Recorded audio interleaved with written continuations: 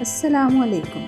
आज हम आपके लिए वीडियो लाए हैं जिसमें हम आपको धनिया को ड्राई करके सेव करने का तरीका बताएंगे। जिस मौसम में धनिया अवेलेबल नहीं होती तो धनिया के बगैर जो है वो कोई भी सालन, चटनी, रायता कुछ भी है वो अच्छा नहीं बनता।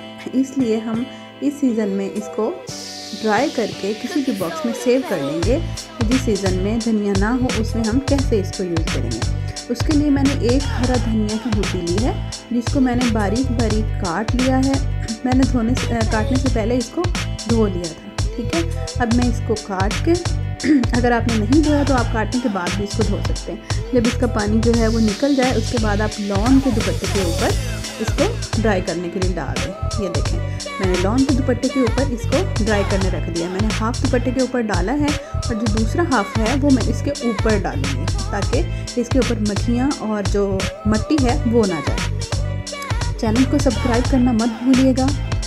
ये देखिए 3 दिन के लिए हमने इसको रखा था और 3 दिन के अंदर ये बिल्कुल ड्राई हो चुकी है। अगर आपकी धनिया बिल्कुल ड्राई नहीं हुई तो आप इसको 1 दिन के लिए और भी रख सकते हैं। आप 4 से 5 दिन के लिए भी रख सकते हैं।